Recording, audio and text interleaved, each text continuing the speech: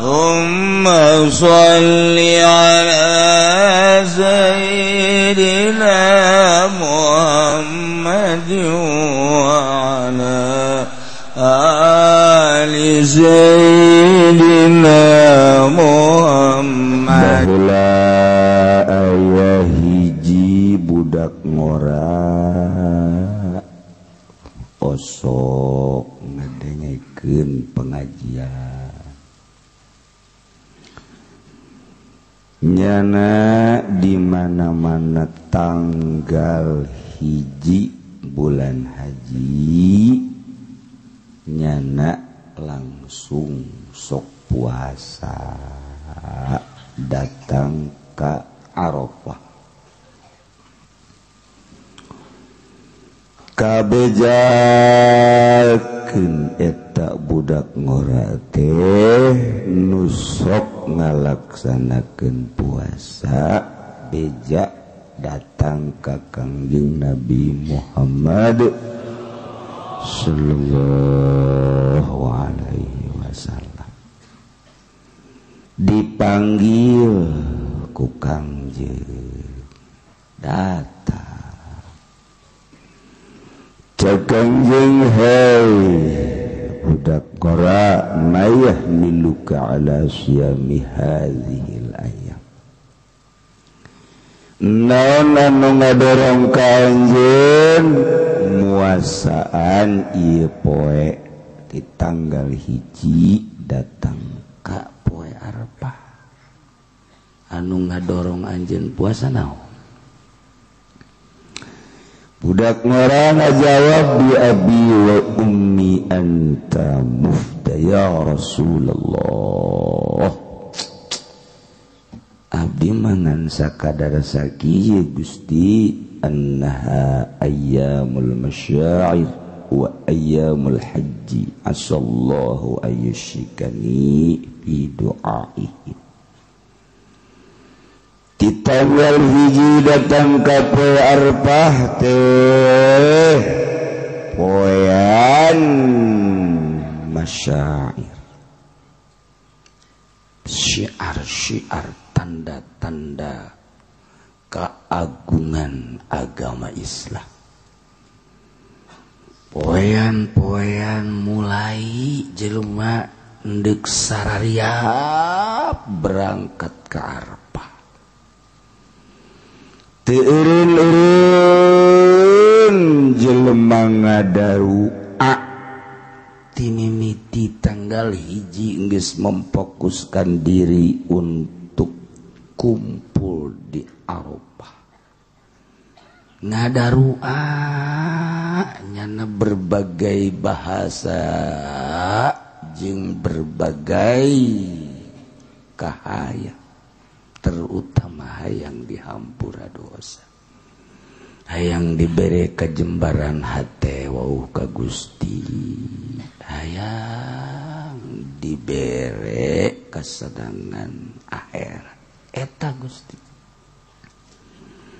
sakitu Gusti abdi mata lantaran atuh loba nu ngadoa abdi puasa sugan be doa eta datang ka abdi nu puasana nu di Mekah ngadoa atuh geus sugan deui abdi ka bawah ai kitu menutup puasa pan Gusti meureun teu nyarambung ai kitu mah puasa sugan tah abdi dihijikeun ka Mekah teu abdi mah munggah haji teu abdi mah puasa hayang dihijikeun jeung pamenta jelema nu marunggah haji.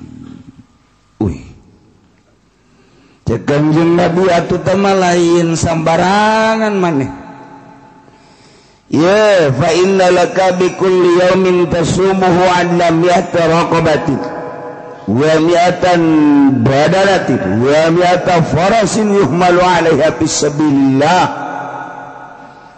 Anjeun lamun hayang nyaho ngalaksanakeun puasa di tanggal hiji datang ka tanggal 9 Arafah teh sapoe-sapoena nuku anjeun dilaksanakeun puasa eta teh sarua ejeng ngamerdekakeun 100 abid, sarua jeung nyodakohkeun 100 onta 100 kuda di jalan sabilillah. Ambo gede jasa teh ganjaran, masya Allah. Bahkan lamun datang ka poe tarwiyah ditingkatkan ku Gusti Allah, falaka fiha adla alfi raqabatin wa alfi badanatin wa alfi parasin malu alaiha fisabilillah. Di poe tarwiyah mah sabanding jeung 1000 ngamerdekakeun 1000 budak, sedekah 1000 onta 1000 kuda. Sedekahna lain sambarangan, sabilillah ngaluhurkeun agama Allah. Ambo lamun datang ka poe Arafah palaka fiha adla alfai raqabatin wa alfai badanatin wa alfai farasin malu alaiha fisabilillah. Lamun poe Arafah mah sarua jeung 2000 abid dimerdekakeun, 2000 onta disodakohkeun, 2000 kuda dipake sabilillah. Oh, horeng gede jasa ganjarana. Tah batak mulai di tanggal 1 datang ka tarwiyah Arafah nu geus karolot nu geus kolot teh. Anu geus moal ka mana deui teh mah geus keur diintip bae ku malakal maut. Dula deuleu we nyana mal kebal tah eta wayahna puasa. Masyaallah. Ulah datangkan teu puasa jang nu karolot. Nu ngora atuh nu kolot bae nu geus teu boga tanaga puasa tuh komo nu ngora. Tah, atuh nu ngora deui tanagana gede kene atuh nu kolot bae puasa tuh komo nu ngora.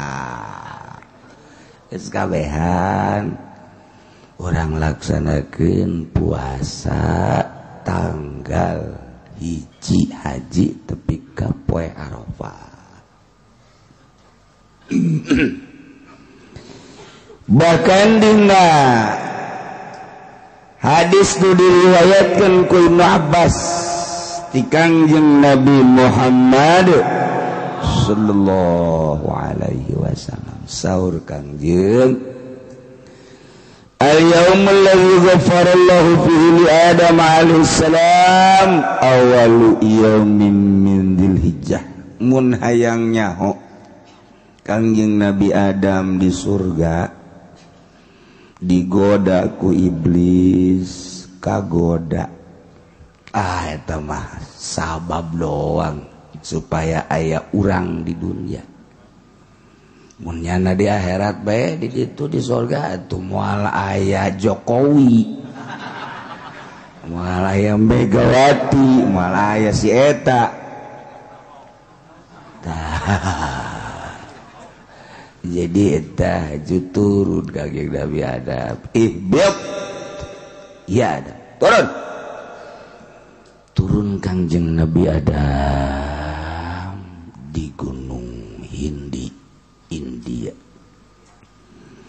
langsung sujud keluar cai mata teu eureun-eureun, datang ka cai mata ngalir ti mata Kangjeng Nabi Adam nyengcerikan dosa, datang ka jadi kamalir, jadi kali ku pohara-poharana. Masya Allah, orang segede kicat orang yang cerikan dosa orang.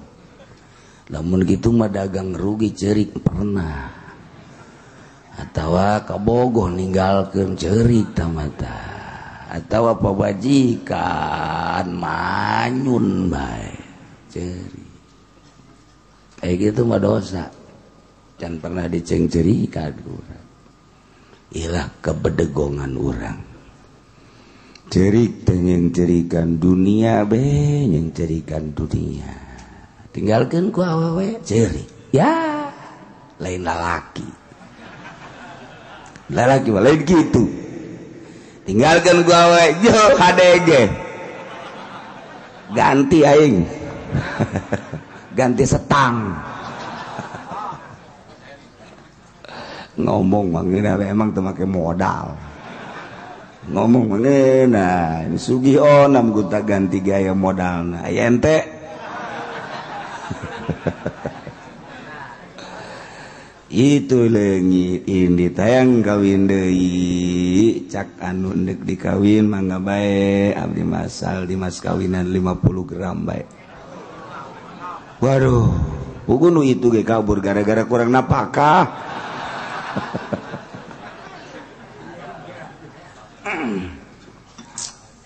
nah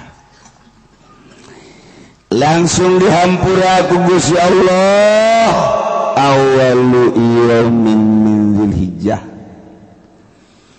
dihampurana Kangjeng Nabi Adam adalah awal poe tanggal hiji haji Masya Allah mantap atuh man soma zalikal yaum ghafarallahu lahu kulla dzambin sahaja lemah nu puasa dina tanggal hiji haji ku Allah dihampura kabeh dosana kecuali hutang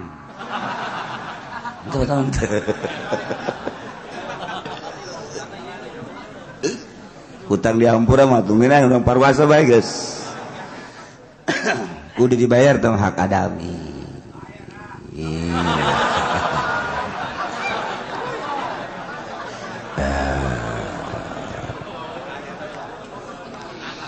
Poin kedua wa yaumul tsani istajaballahu du'a Yunus alaihi salam. Kangjeng Nabi Yunus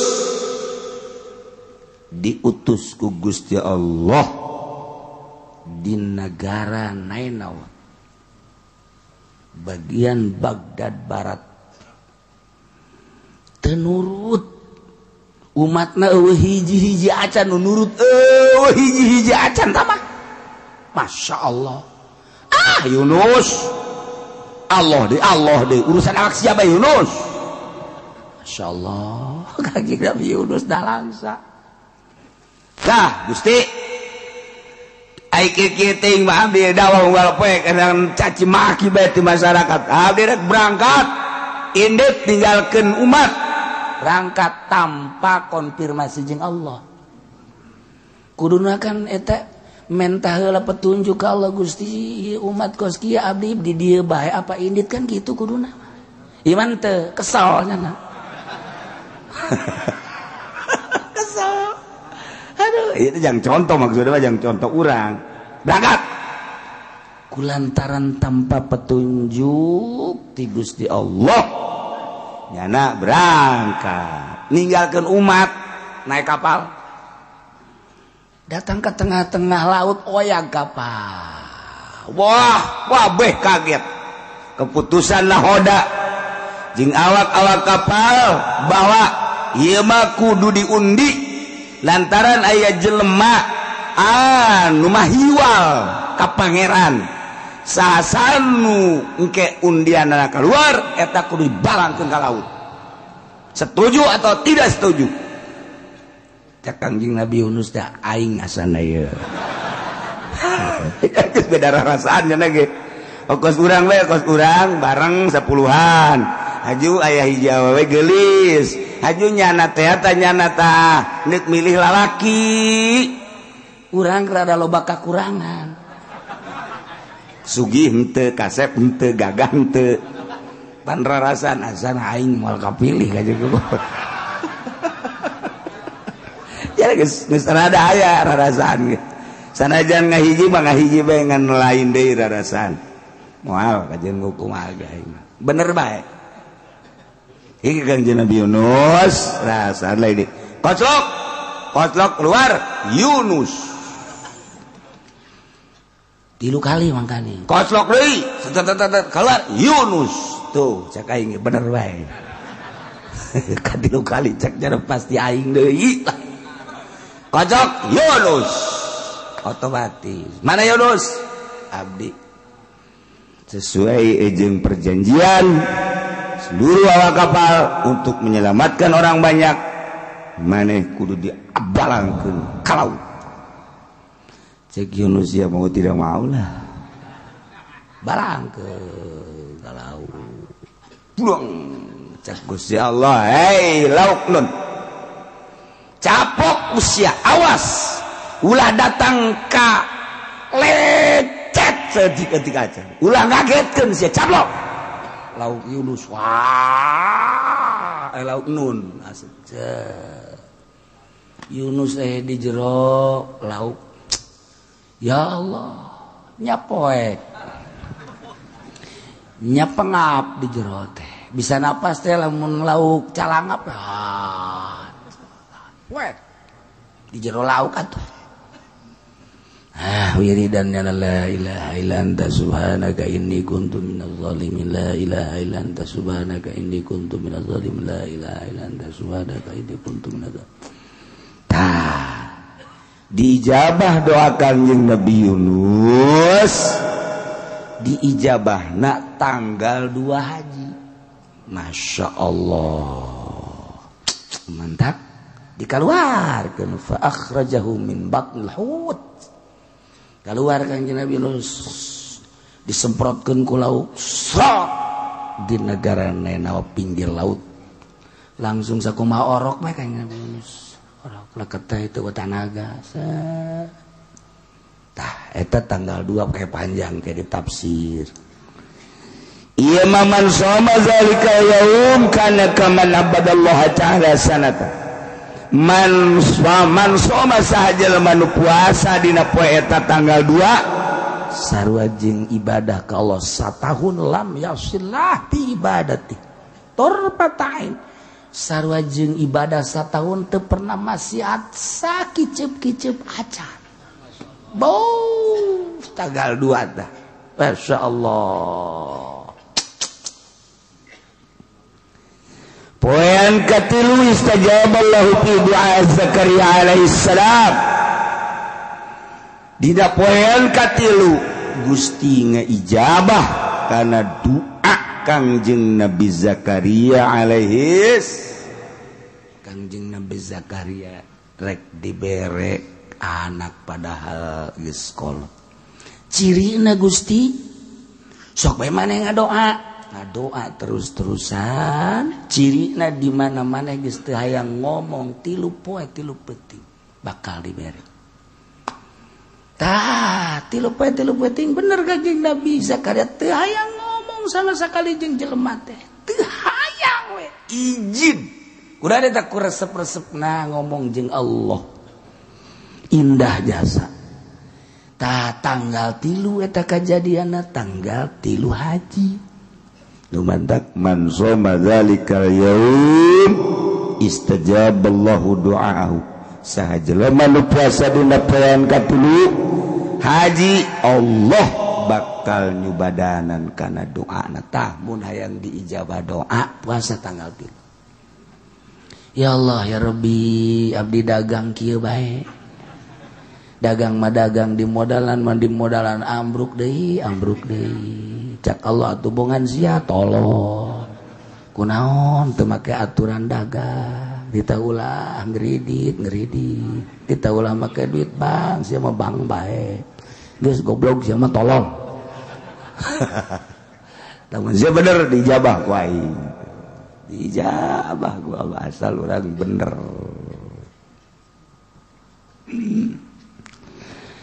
Poean kaopat al-yaumul ladzi wulida fihi Isa alaihi salam. Kangjeng Nabi Isa dilahirkeun di Bethlehem. Di Bethlehem kuari teh Baitul Lahmin urut Kangjeng Nabi pernah waktu rek Mi'raj teh kadinya ke Bethlehem. Kuari teh Aqsa belah dia ada Bethlehem. Tah eta tah di dinya tah. Wah, orang Nasrani nu kadinya terus-terusan Yahudi Nasrani. Tah eta teh tanggal 4 dilahirkeun Kangjeng Nabi Isa alaihi salam 4 haji. Lumadak man shoma dzalikal yaum nafallahu anhul ba'sa wal faqra. Sajelema nu puasa dina poe eta Allah bakal dileungitkeun seluruh kasusah jeung kabingung jeung kapakir. Ya Allah, asana ieu bae nu poe ieu nu pantau. Ieu mah mantap. Oh parah mah tanggal 4 mah ya Allah ya Rabb. Bahkan tambah nafakana yaumul qiyamah masafaratul bararatil kiram ke di poe kiamah dibarengkeun jeung nu bararagus jeung nu marulya para rasul, para nabi, para wali, para syuhada. Nah hiji ka dinya. Ya Allah, ya tanggal 4 pohara. Insyaallah. 5. Wa yaumul khamis yaumul ladzi wulida fi Musa alaihi salam. Tanggal 5 Haji hari kelahiran Kangjeng Nabi Musa alaihissalam. Kangjeng Nabi Musa dilahirkan tanggal 5 Haji, langsung dipikeun ka Bengawan Nil tanggal 5 Haji atas perintah Allah saat Fir'aun biadab selalu membunuh orok lalaki, tapi justru datang ke istana Firaun, ke kawasan Allah, bahkan udah kabunuhnya anak, dek merangannya anak. Man shoma dzalikal yaum bari'a minan nifaq aw min azabil kubri. Sajelema nu puasa dina tanggal 5 Haji bakal aman, merdeka tina panyakit nifaq jeung tina siksa kubur. Masya Allah. Genap. Wal yaum as-sadis al yaum alladhi fatahallahu ta'ala li nabiyhi fihi al-khair. Poean ka genep poean Allah ngamenang-menangkeun ka nabi ngabukakeun dina poe eta kahadean kabagusan. Dibuka kunci kebaikan poe eta dumantak bangsa mahu jelema nu muasaan poe tanggal 6 Haji yanzurullahu ilaihi birrahmah fala yu'adzabu ba'dahu abadan. Bakal dilirik ku Gusti Allah ditinggalikeun dengan penglihatan rahmat di kucuran rahmat, sehingga orang bisa terlalu ngadungsek kana dunia. Ditinggalian mata hati orang teh ka akhirat, ka jelema dedeuhnya. Atuh ibadah ge mantep, sehingga moal disiksa terus datang ka yaumul kiamah. Oh mantapnya asa tuh. Poin ke-7 wal yaumul sabi' wal yaumul ladzi yughlaqu fihi abwabu jahannam wa la tuftahu hatta tamdi ayyamul 'ashr. Poean anu dikunci lawang-lawang jahannam. Masyaallah. Teu dibuka deui hingga lewat 10 bulan haji. Dikunci tanggal 7 bulan haji jahanam seluruh pintu Allah karim. Kayak dibuka setelah tanggal 10. Mantap. Man shamahu sahajelema anu puasa tanggal 7 bulan haji aglaqallahu anhu 30 baban minal usri wa fatahalahu 30 baban minal yusri. Dikunci 30 lawang kesulitan dikunci, dibukakan lawang-lawang kemudahan, lawang kebahagiaan tanggal 7 bulan haji. Wah, Masya Allah. Tanggal 8 poe tarwiyah wa yaumuz zaminu al yaumul ladzi yusamma yaumat tarwiyah. Ima puasa anu digararan puasa tarwiyah. Nah, anu man shamahu sahajelema nu muasaan poe tarwiyah utiya minal ajri ma la ya'lamu illallah. bakal diberi ganjaran nu urang teu meunang nyaho ku gede-gedena ganjaran besi kaget nu nyaho nangan Allah bae sama. Poin ke-9 disebut poe Arfah wal yaumut tasi' yaumul ladzi huwa yaum Arfah. Nah, nu karumpul jelema di Arfah kabeh tadarrub takarrub ka Allah dengan 2 helai baju, teu mawa dunia, teu mawa jabatan, teu mawa pangkat, jauh ti lembur, ti anak, ti incu, ti pamajikan, ti imah, ti dunia, harta, mobil, kabeh eueuh hiji be nyana jeung Allah. Deuk kumaha teh diijabahna tuh. Ya urang ge lamun di dieu bisa kitu mah teh cepet diijabahna. Udah mah jangan doa teh nara rempel pan di hate teh motor, mobil, kakareta-kareta aya di jero. Masya Allah, tah kudu dicoplokeun cara urang di Arfah.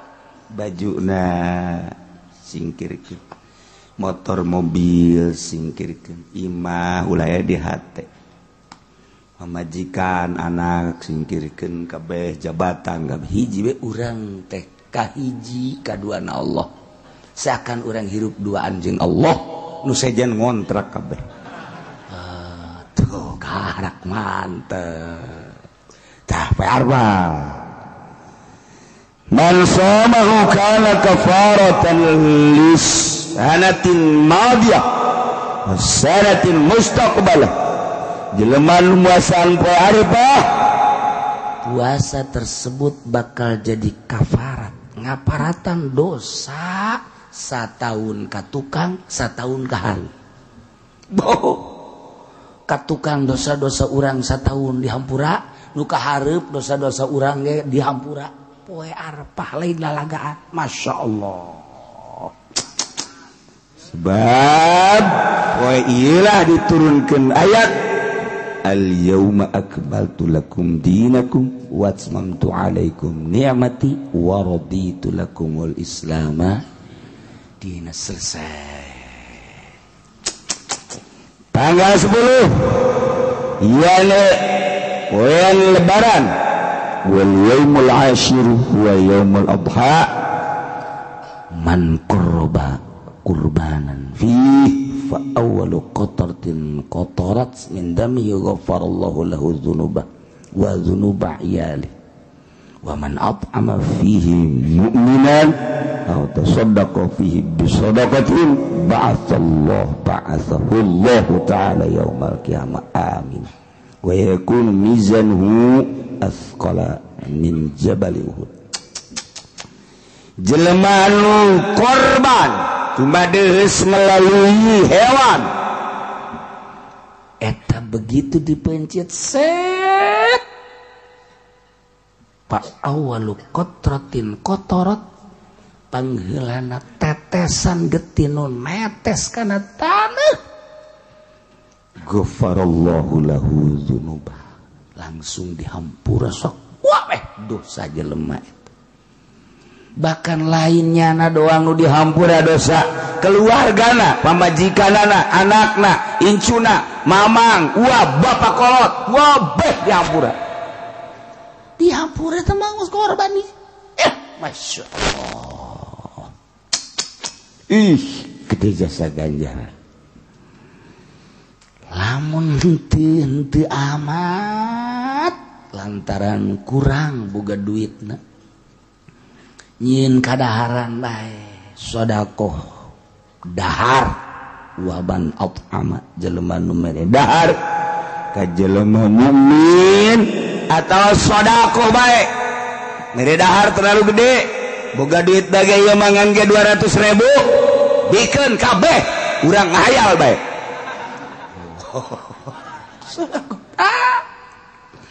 Ba'athahu Allah ta'ala yaumal qiyamah. Allah bakal ngahudangkeun yaumal qiyamah aminan aman tentram tenang. Ieu ku gede-gedena ganjaran tanggal 10 haji. Bahkan ditimbang, begitu ditimbang amal timbanganana asqala min jabali Uhudin leuwih berat tibatan gunung Uhud. Wah, langsung puasa naon kitu ngaranna ku korban doa atawa sodaqoh dina tanggal 10 sesuai jeung kadar kaayaan urang. Urang boga duit rada gede korban. Urang boga duit rada leutik korban mah korban we kotok. Kotok ge kurang boga endog. Geus bae. Endog kurang boga, endog piit. Endog piit lagi ulah dibikeun ka batur hakan ku sia. Beres kabeh. Cek malaikat tuh budak ieu pupurieuna mah teh.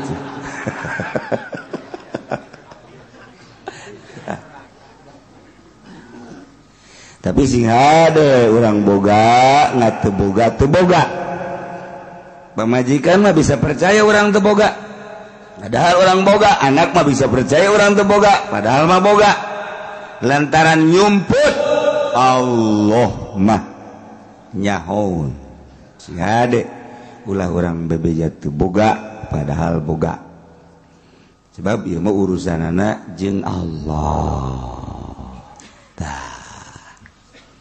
Iraha kiai tanggal hijina setelah dihitung melalui perhitungan kitab falak karangan Kiai Mansur Sulamun Nayiren oge aya anu ngitung deui kitab Musyati jatuh tanggal hijina poe Sabtu tah Sabtu hareup Sabtu Minggu Senin berarti tanggal 10 lebaran urang poe Senin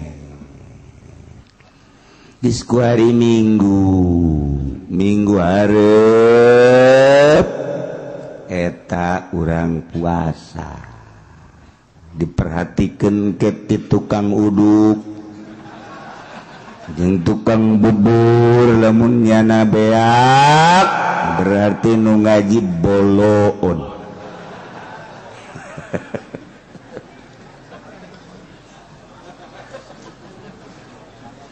Pacan aing mah moal ngadahar uduk di dinya deuk di imah bae leuwih boloon.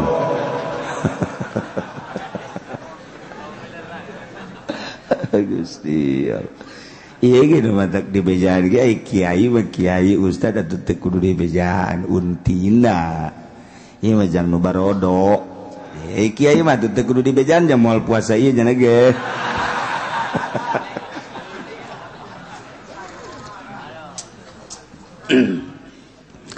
di bejaan soteh ieu supaya tertarik sebab urang mah bodoh akhirat. Hai dunia mah pinter dagang maju baik jabatan naik baik pangkat itu kene berarti kan pinter dunia mah tapi akhirat bodoh sebab urang mah ibadah ge kudu make bobotoh baik asal teu kadenge bobotoh da beh teu puasa teu ngalaksanakeun tapi ai kadenge teuing mamanya atuh di tanggal hijina poe Sabtu hareup Mingguna tetep ngaji urang tanggal 2 berarti Mingguna deui poe Arfah tetep ngaji sebab perege lamun aya mutasyrik eta mah poe Arfah ngaji biasa daripada ngalamun urang mah tadi kan ngaji pakai ibadah di Arfah di ditu karumpul zikir kanjeng Nabi Musa naros ya Allah cobaan pang bagus-bagus dina poe Arfah teh maca naon Gusti Allah eueuh deui maca la ilaha illallah cek ieu Musa teh bantu geus teu kudu bejaan Gusti tah mah jeung kabeh ge marah raca bajaan teu kudu dibejaan ge bacaana ai ganjaranna mah ieu teh can dibejaan oh cek Kangjeng Musa emang kumaha kitu ganjarana mun hayang nyaho maca la ilaha illallah sakali dina poe Arafah dunia ditimbang jeung la ilaha illallah beuratan la ilaha illallah geus kitu-kitu ge direk maca bae Bu sakit tuh ge dikitu-kitu tetep teu maca eta mah pan belah ditun blon ti blon teh masih 5 kilo ka ditu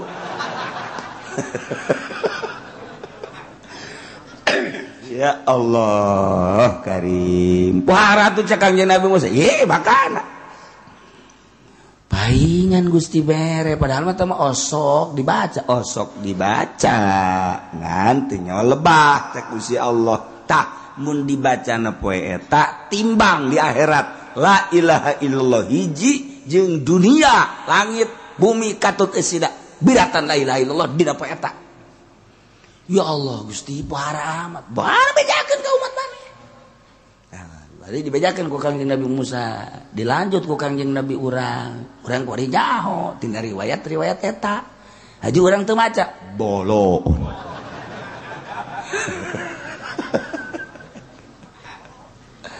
anu hebat cek Kangjeng Nabi tambahan lamun Kangjeng Nabi Musa macana la ilaha illallah doang umat kula tambahan la ilaha illallah wahdahu la syarikalah lahul mulku wa lahul hamdu wa yumit wa huwa ala kulli syai'in qadir. Gusti Rasul macana sabaraha eta pangsa etik tak 100 lamun hayang mantep mah 10.000 tuh sebenarnya 10.000 teh ngagibeg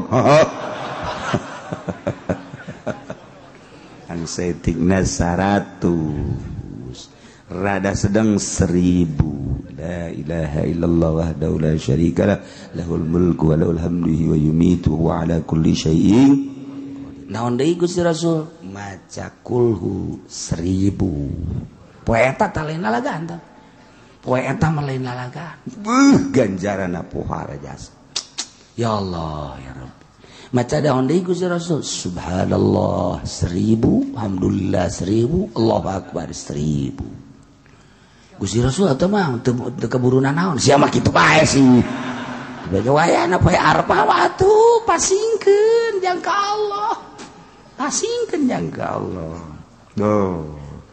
geus urang tetep ngaji tas ngaji balik langsung di imah siapkeun maca la ilaha illallah wahdahu la syarikalah lahul mulku wa lahul hamdu wa ala kulli syai'in qadir.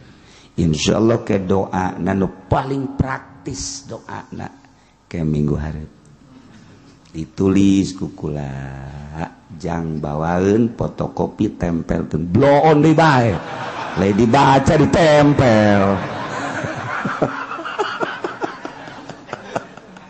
baca gimana doa baca oke insyaallah minggu hareup tapi ieu mah urang bae anu teu ngaji ulah dibere ulah ieu mah jang urang bae nu ngaji geus lamun minggu hareup teu ngaji ulah dibere ulah emang kurang gitu urang ge can buku maca teu kowonya ada di itu dibere tah insyaallah ke supaya mantep ieu mah jang aki-aki jangan aki-aki we nu geus deukeut ka hareup ka ditu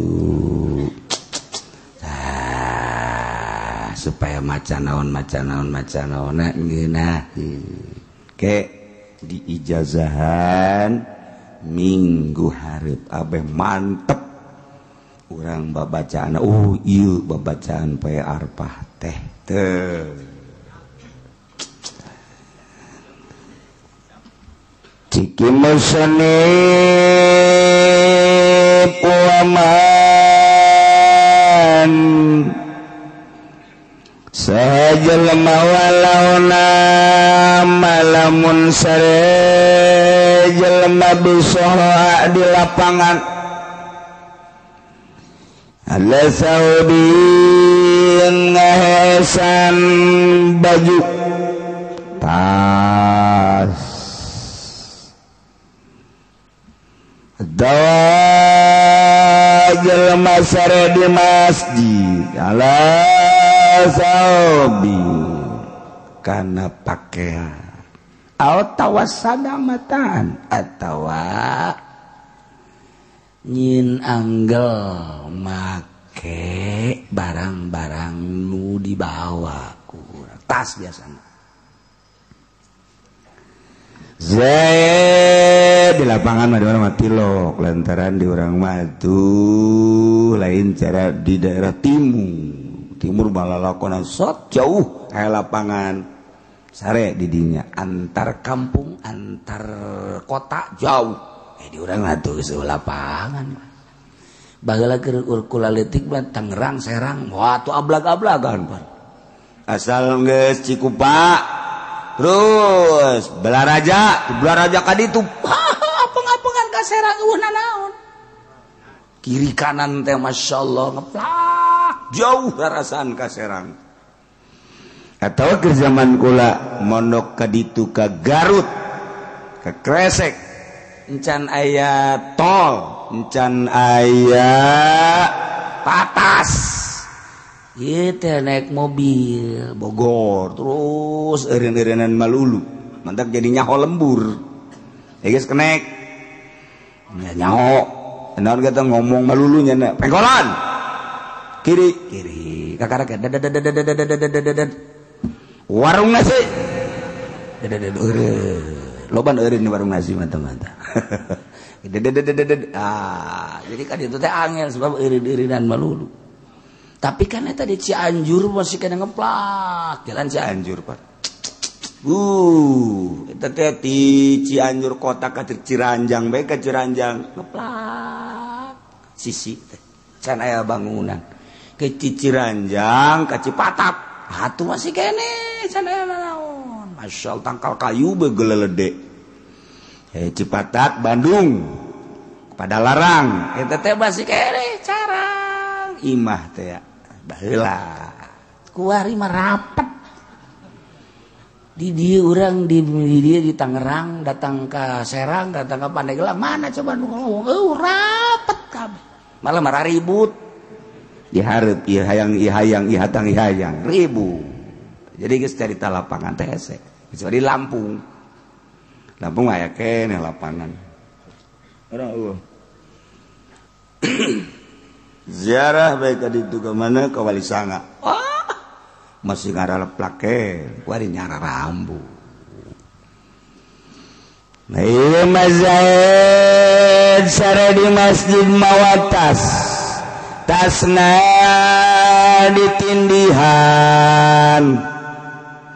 ditindihan dipake anggel tah eta teh nindihan teh eta sarua jeung ngaraksa jadi eta teh ngaraksa barang teh ku ditindihan eta teh geus ngaraksa berarti tadi keur nyaritakeun barang kudu diraksa dina tempat raraksaanana mobil di garasi motor di garasi baju di lamari eta raraksaanana ngaranna eta keur nyaritakeun tempat ngaraksana dah kumaha lamun urang sare di masjid barangna ditindihan ku urang yakna dipake anggel eta ge geus termasuk raraksaan geus lamun aya jelema Zaid misalna sare di masjid tasna ditindihan ku nyana haji dicokot eta berarti nyokot dina tempat raraksaanana mun kapanggihan potong leungeunna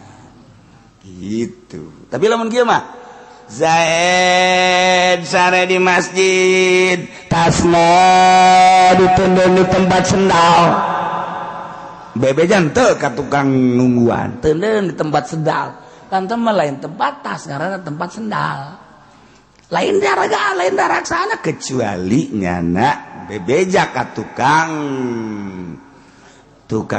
ngajagana ditolong jagain tas saya oh ya deui tah mah berarti lamun paling tetep eta lamun aya nu ngajagana mah potong nah kuari Zaid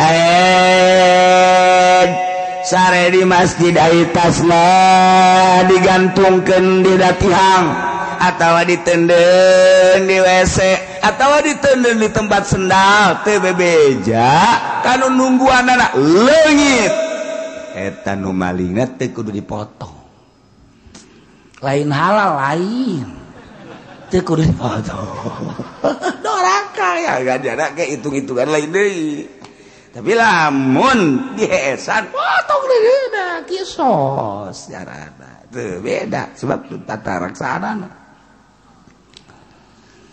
mantak wari kumaha lamun kizaid sare di masjid aitasna ditindihan pake anggo ngaranna ge sare marudah malik nyana malik kakek cablek tas tinggalin batas batu nuturkeun cicing mah tas cicing mah kan dieu jalanna malik kan tu marudah bahkan rada ngajauhan seetik set kan itu tadina beureum teu dibedong keur leutikna nah mantak marudah hesda nah eta teh mun aya nu maling salah jadi eta teh lain tempatna berarti kan keluar tina tempat pangraksana geus teu dipotong tuh balawin kola balamun nyana malik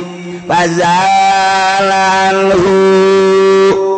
leungit tiane ngageser tidinya ti manehanana atuh pala murad berarti nyana eta pamalingan maling lain dina raraksaanana geus ketika beunang pamalingan adili teu kudu dipotong sebab maling lain dina tempat raraksan eta barang sebab lamun di masjid kudu ditindihan tuh kanu kos gitu dicaritakeun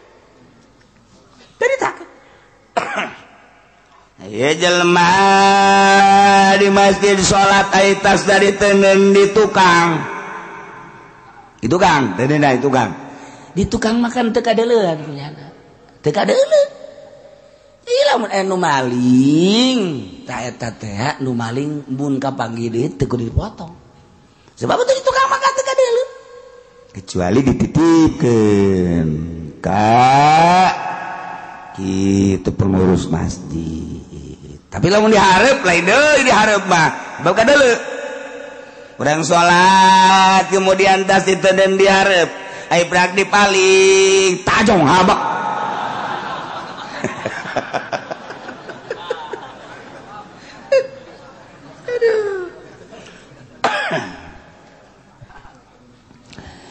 wa saubun wa mata'un wa ba'ahu bi qurbihi